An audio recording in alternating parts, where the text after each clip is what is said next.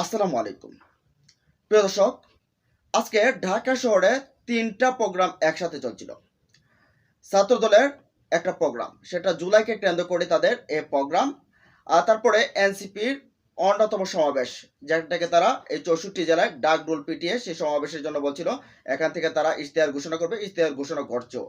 অপরদিকে ইসলামী ছাত্র শিবিরের জুলাই জাগরণ যে এই প্রোগ্রাম, সেটা কিন্তু সোহরাওয়ার্দী উদ্যানে। তো কথা হচ্ছে যে এখন কোন দলে কেমন কি হলো, সেটা পারফরমেন্সটা সেটা আমরা একটু বিশ্লেষণ করি। দেখেন, ছাত্র দলের প্রোগ্রামে হিউজ পরিমাণ মানুষ হয়েছে সেখানে। যেহেতু তাদের প্রত্যেকটা জেলাতে, প্রত্যেকটা উপজেলাতে, প্রত্যেকটা ইউনিয়নে তাদের কমিটি রয়েছে, সবখান থেকে তারা, সারা দেশ থেকে তারা ছাত্রদেরকে নিয়েছে। তার সাথে সাথে তাদের যে অঙ্গ সংগঠন রয়েছে বিএনপির, তারপরে বিএনপির বা তাদের এই এই এই দলগুলোতে এই এই দল এই দলগুলো থেকে কিন্তু নেওয়া হয়ে কানায় কানায় পরিপূর্ণ হয়ে গেছে শাহবাগ। এখন এটা আমরা একটু দূরে রাখছি, আমরা আসছি যে এই এনসিপি দেখেন 64 জেলা ঘুরে তাদের পদযাত্রা দিতে বলছিল যে শহীদ মিনারে তারা ডাক দিবে, সেখানে 1 লক্ষ লোকের আয়োজন হবে। সেটা আমরা দেখলাম যে 3-4 হাজার প্রথমে, তারপরে হয়তো বা এখন 10,000, সর্বোচ্চ করলে 10,000 হতে পারে, এর বেশি হওয়ার কোনো সম্ভাবনা নেই। অনেকেই বলতেছে এটাকে ফ্লপ। অপরদিকে জুলাই জাগরণ যে প্রোগ্রাম করতেছে 4 দিন ব্যাপী, শিবিরে করতেছে ইসলামী ছাত্র শিবির করতেছে, এটা করতেছে সোহরাওয়ার্দী উদ্যানে। সেখানে কি কি বিষয়গুলো ফুটে এসেছে সেটা আপনাদেরকে বলি। দেখেন, শেখ হাসিনার সময় যে অত্যাচার ছিল, সেই অত্যাচার, শেখ হাসিনার সময়ের যে আয়নাঘর ছিল, সেই আয়নাঘরের চিত্রগুলো, শেখ হাসিনার সময় যে গুমের চিত্র কাণ্ডগুলো ছিল, সেই গুমের চিত্রায়ন, সেখানে হাসিনার সময় যে ক্রস ফায়ার ছিল, সেই ক্রস ফায়ারের চিত্রায়ন, শেখ হাসিনার সময় যে গত বছর যে জুলাই আন্দোলন চললো, জুলাই আগস্টের, সেই আন্দোলনের প্রত্যেকটা ধারাকে তারা কিন্তু চিত্রায়ন করেছে।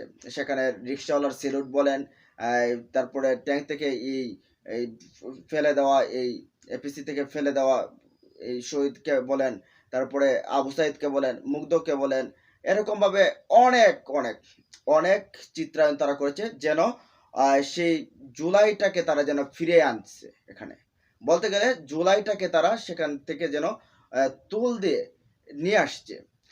মোস্তফা জামান ফারুকী, শিল্প সংস্কৃতি উপদেষ্টা সম্ভবত, তিনি বলছেন যে এর চাইতে ভালো করে জুলাইকে আর বাঁচিয়ে রাখা যায় না। এত সুন্দরভাবে তিনি বলছেন যে এরাই পারবে জুলাইকে বাঁচিয়ে রাখতে। শিবিরের এই প্রোগ্রামটাকে তিনি গিয়ে সেখানে বলছেন যে এরাই পারবে এই জুলাইটাকে বাঁচিয়ে রাখতে। এই যে এত সুন্দরভাবে চিত্রায়ন করেছে, প্রত্যেকটা যেন জাদুঘরে যেন রাখা, একেবারে প্রত্যেকটা জিনিস যেন একেবারে কুড়িয়ে নিয়ে এসেছে তারা, এসে এই প্রোগ্রাম করেছে। এটার জন্য নেটিজেনরাও এটার খুব প্রশংসা করেছে। সেই অন্তর্বর্তী সরকার যে নীতি নির্ধারণ করেছে তারাও প্রশংসা করেছেন, যে দেখেছে সবাই এখানে প্রশংসা করেছেন যে এর চেয়ে সুন্দর প্রোগ্রাম আর হয়ই না। তো আসি আমরা যে এনসিপির যে প্রোগ্রাম, সেই প্রোগ্রামটা আসলে ফ্লপ হলো কেন? দেখেন, এনসিপির প্রোগ্রামটা ফ্লপ হওয়ার অনেক কারণ আছে।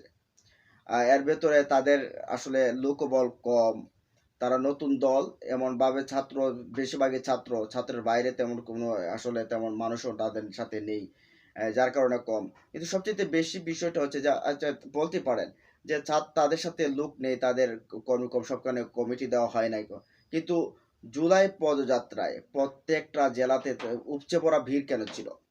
দেখেন, বিশেষ করে আমরা বলছি না, বিশেষ করে যে অনেক অনেক সাংবাদিক, অনেক বিশ্লেষকরা বলে থাকেন, অনেক বুদ্ধিজীবীরা বলে থাকেন যে এনসিপির যে প্রোগ্রামগুলো গেছে, সেই প্রোগ্রামগুলোতে ম্যান পাওয়ার সাপ্লাই দিয়েছে জামাত এবং শিবির। তার কারণে সেখানে হিউজ পরিমাণ মানুষ দেখা যেত।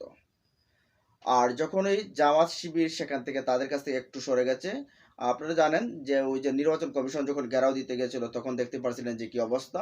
শেষ পর্যন্ত মাপটাপ চেয়ে কিন্তু আবার আসছিল। আর তারপর এখন দেখেন, এখন যে সমস্যাটা হচ্ছে, সাদিক কায়েমকে নিয়ে আল জাজিরার প্রতিবেদন হয়েছে, তুরস্কের একটা পত্রিকার প্রতিবেদন হয়েছে, তাকে অন্যতম মাস্টার মাইন্ড বলা হয়েছে, ওই পত্রিকাগুলো বলছে। তারপরে জুলকারনাইন সায়ের, সাংবাদিক, অন্যতম ভূমিকাকারী এই জুলাই আন্দোলনের যে 24-এর আন্দোলনের অন্যতম ভূমিকাকারী, তিনিও সাদিক কায়েমের কথা বলছেন। যখন সাদিক কায়েমকে যখন সামনে নিয়ে আসছে এই পরোক্ষ মিডিয়াগুলো এগুলো, তখন এনসিপি নেতারা সহ্য করতে পারেনি। গণতন্ত্রের যে ইমাম এই নাহিদ ইসলাম তিনি নিজেই বলে ফেললেন যে সাদিক কায়েম কোনো সংগঠক না। তারপরে সাদিক কায়েমের তেমন কোনো আসলে কোনো এই ভূমিকা নাই। এরকমভাবে অনেক কিছু বলছেন। তারপরে হান্নান মাসুদ যে যে ভাইস্তা মনে করেন যে এখন বন্দরের দায়িত্ব নিছে। তারপরে মাহিন সরকার দেখলাম। এই আরো অনেকে যা ইচ্ছা তাই তারা বলা শুরু করছে যে শিবির এই সেই, শিবিরের অবদান তেমন কোনো অবদান নেই। এই সাদিক কায়েমের অবদান নেই। এই যখন অবস্থাটা শিবিরের সাথে যখন মনস্তাত্ত্বিক একটা যুদ্ধ যখন শুরু হলো, তখন থেকে আস্তে আস্তে এনসিপির প্রতি মানুষ বিগড়ে যাওয়া শুরু হলো। এখন যখন ম্যান পাওয়ার যখন সাপ্লাই দিচ্ছে না জামাত এবং এই যে ইসলামী ছাত্র শিবির, তখন আপনারা দেখতে পাচ্ছেন যে শহীদ মিনারে আসলে তাদের উপস্থিতি দেখতে পাচ্ছেন। যে উপস্থিতি বলে দিছে যে তাদের আসলে ম্যান পাওয়ারটা আসলে কতটুকু। এখন এই ছাত্র দলের যে প্রোগ্রাম আছে এর কত এক কোনা হবে? এক কোনা হবে না। বুঝতে পারছেন? আর যদি সেখানে যদি জামাত শিবির যাইতো তাহলে কানায় কানায় পরিপূর্ণ, লুকে লুকারণ্য পুরো এলাকা, শহীদ মিনার পুরো এলাকা হয়ে যেত। তো এই কারণে আজকে কিন্তু জামাত শিবিরের সাথে লেগে ফুললি ভাবে ফ্লপ হয়েছে তাদের এই প্রোগ্রাম। তো যাই হোক, অনেকে বলতেছেন, একজন শ্রমিক দেখলাম বলছে, একজন শ্রমিক তিনি বলছেন যে এনসিপি কে জামায়াতের আদর্শ অনুকরণ করা দরকার। তারপরে আরো আরো অনেকে বলছে যে জামায়াতের মতো অনুকরণ করলে তারা হয়তো টিকে থাকতে পারবে। না হলে ওই একদিক দিয়ে একজনে চাঁদাবাজি করতেছে, আরেক দিক দিয়ে জেলে নিতেছে, ছুটে আনতেছে, এগুলা করলে আসলে হবে না। জুলাইকে বিক্রি করার যদি উদ্দেশ্য থাকে, ওই যে ৭১-এ বলছিল মুজিবের যে গোষ্ঠী এগুলা বিক্রি করছে ৭১, আর এখন যদি জুলাইদেরকে এই গণতন্ত্রের ইমামরা বিক্রি করে, তাহলে মনে করেন যে তাদের অবস্থাও করণীয় হবে। যাই হোক, বুঝতে পারছেন যে কাদের ম্যান পাওয়ার সাপ্লাইয়ের কারণে এনসিপি এত পপুলার হয়েছিল। এখন বুঝতে পারছেন? আপনাদের মতামত জানাতে কমেন্ট বক্সে। ভালো থাকুন, সুস্থ থাকুন। আল্লাহ হাফেজ।